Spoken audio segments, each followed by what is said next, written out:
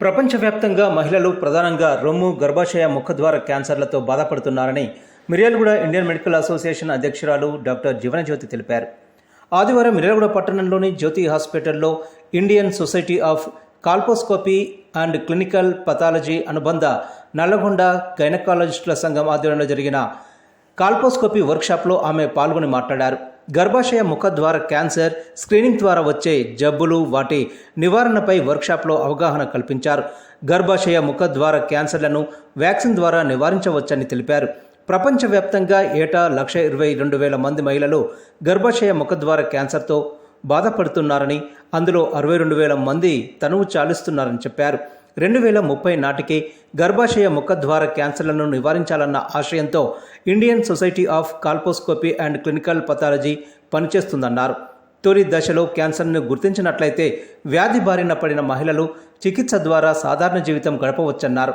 వర్క్షాప్లో నల్లగొండ స్త్రీ వ్యాధి వైద్య నిపుణుల సంఘం అధ్యక్షులు డాక్టర్ ఆర్ మంజుల, కార్యదర్శి doctor Rajeshwari Praveen, Indian society of colposcopy and clinical pathology అధ్యక్షురాలు doctor Leela, Kamineni medical college HOD doctor Prasanna, Jyothi hospital doctor Amulya తదితరులు పాల్గొన్నారు.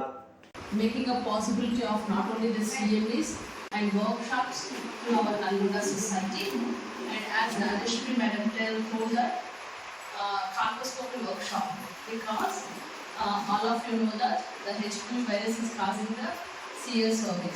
So when you detect early, so we can save our life.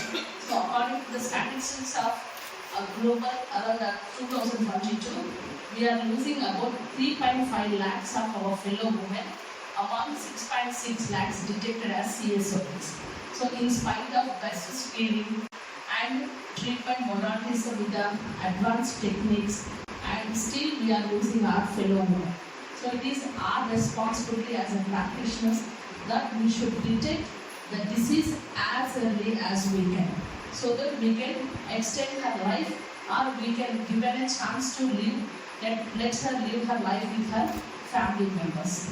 Not only the treating and detecting, and we are extending the life, because we are extending the life anyhow with this treatment modalities.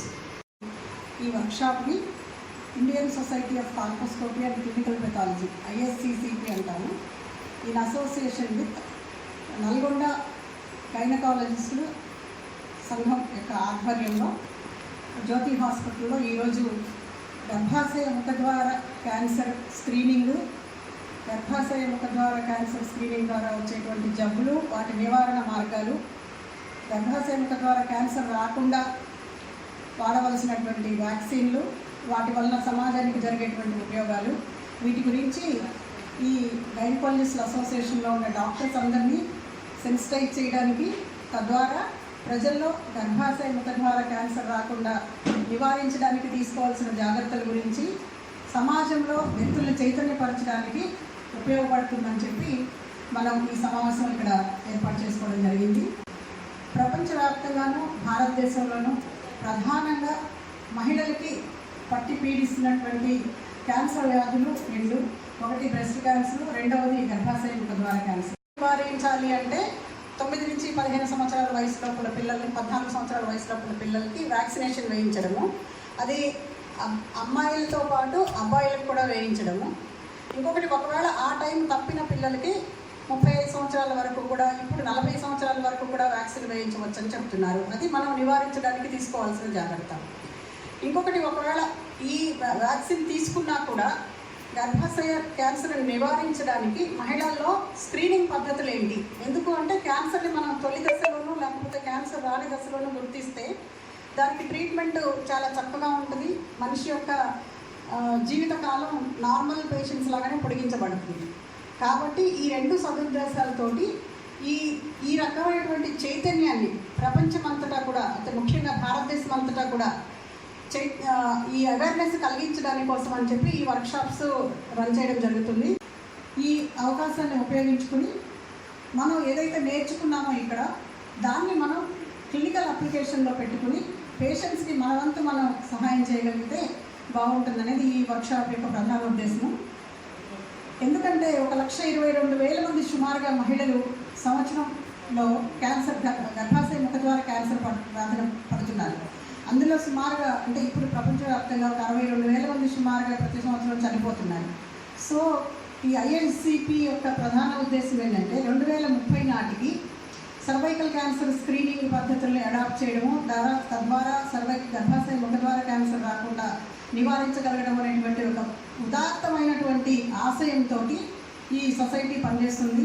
So the next step is, suppose if you get a report which says that somebody has got a cytology abnormality or HPV positive, what is next? The next step is colposcopy.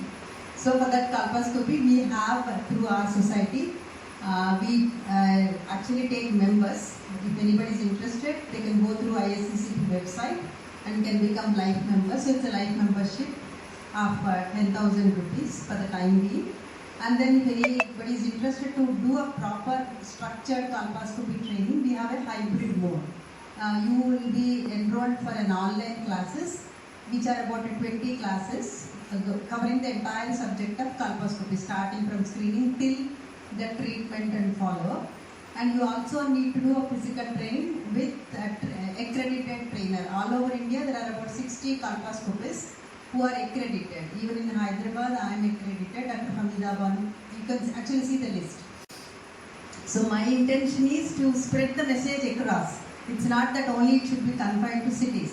So all your places, the district level also, people should start looking at this colposcopy and other things. So with that intention, as Dr. Jeevan Jyoti said, I've been traveling extensively just to create awareness and participating in the workshops.